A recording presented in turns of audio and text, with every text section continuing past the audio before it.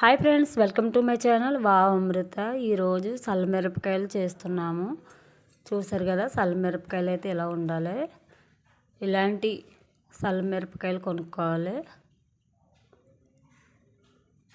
వీటిని శుభ్రంగా కడిగి ప్లేట్లోకి తీసుకుందాము. మేమైతే 2 కేజీల కాయలు తీసుకున్నాము. మిరపకాయలు చూసారు కదా ఎంత బాగున్నాయో. ఇలా ఉండాలి మిరపకాయలు. మనం సల్లమిరపకాయలు చేసుకోవాలంటే మిరపకాయలు అయితే ఇలాంటి మంచి కాయలు తీసుకోవాలి. ఇప్పుడే ఎండాకాలంలోనే ఇవి చేసుకోవాలి సల్లమిరపకాయలు. మొత్తం అన్నీ కూడా ఒక ప్లేట్లోకి తీసుకున్నాం.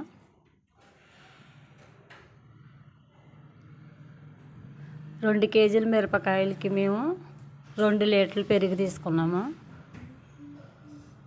2 లీటర్ల పెరుగు కూడా ఒక ఖాళీ ఉన్న బౌల్లో వేసుకున్నాము. వేసుకుని ఇలా చల్ల కింద చేస్తున్నాము.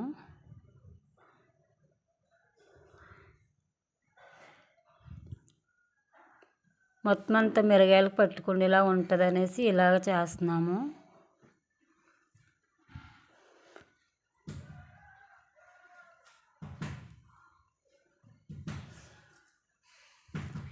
ఒక 1/2 లీటర్ నీళ్ళు కూడా పోసాము. ఒకసారి కలిపి సరిపడినంత కల్లుప్పు వేసుకున్నాము. ఒక నిమ్మకాయ రసం అయితే పిండాము.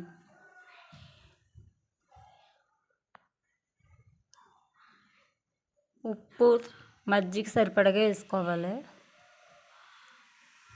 చూసారు కదా, ఇలా మధ్యలో ఘాటు పెట్టాలి. మేమైతే మిరగాయకి మధ్యలోనే ఘాటు పెట్టి చూసారు కదా, అలా అంతేనండి. అలా వేసుకోవడమే మిరగాయలు. మొత్తం అన్ని మిరగాయలు కూడా అలా మధ్యలో ఘాటు పెట్టుకుని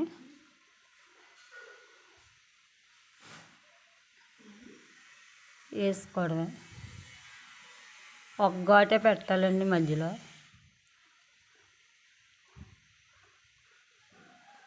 మొత్తం అన్నీ కూడా ఇదే విధంగా మధ్యలో ఘాటు పెట్టి వేసుకుంటున్నాం మేమైతే.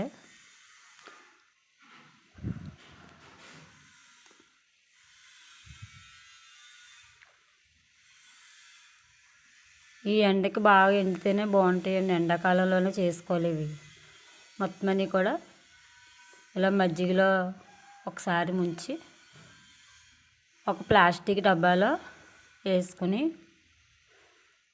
ఒక రోజంతా అందులోనే ఉంచాలండి. ఆ డబ్బాలోనే ఉంచి ఒక రోజంతా మరుసటి రోజున ఆరబెట్టుకోవాలండి. ఒక రోజు ఉంచిన తర్వాత మరుసటి రోజుని చూసారు కదా, మరుసటి రోజున ఇలాగ అవి మొత్తం మిరపకాయలు ఒక రోజు తర్వాత చూస్తే ఇలా ఉన్నాయి మిరపకాయలు మొత్తం. ఇవి ఒక గిన్నెలోకి తీసుకొని ఎండబెట్టడానికి వెళ్తున్నాము. చూసారు కదా, ఒక క్లాత్ వేసుకుని ఎండ పెడుతున్నాము. ఎక్కువ ఎండకి ఎండాలి ఇవి. అలాగ పొద్దుటే ఎండలోని సాయంత్రం మళ్ళీ పెరుగులు వేసుకోవాలి. అలా కంటిన్యూగా ఒక 5 రోజులు ఉంటుందండి. ఇలా సల్లమిరపకాయలు చేసుకోవాలనుకుంటే పొద్దుటే ఎండలో వేసుకోవాలి, నైట్ మళ్ళీ ఆ పెరుగులు వేసుకోవాలి. మళ్ళీ తీసుకుని పెరుగులు వేసుకుని మళ్ళీ పొద్దుట వేసుకోవాలండి. ఇలా ఒక 5 రోజులు అలా చేసిన తర్వాత మళ్ళీ ఒక 5 రోజులు మామూలుగా ఎండబెట్టుకోవాలి. పచ్చి అంతా పోయే వరకు ఎండలో ఎండబెట్టుకోవాలి ఒక 5 రోజులు. అలా ఎండితే మన సల్లమిరపకాయలు రెడీ అయిపోతాయి. చూసారు కదా, పప్పుచారులోని, చారుల్లోని, పులుసుల్లోని ఇవి వేపుకుని తింటే చాలా బాగుంటుందండి. చాలా ఇష్టంగా తింటారు కూడా. చాలా బాగుంటుంది. పులుసు కూరలైనా పప్పుచారులైనా చాలా బాగుంటుంది. మీకు కనుక మా వీడియో నచ్చితే లైక్ చేయండి, షేర్ చేయండి, కామెంట్ చేయండి, సబ్స్క్రైబ్ మర్చిపోకండి. Bye bye.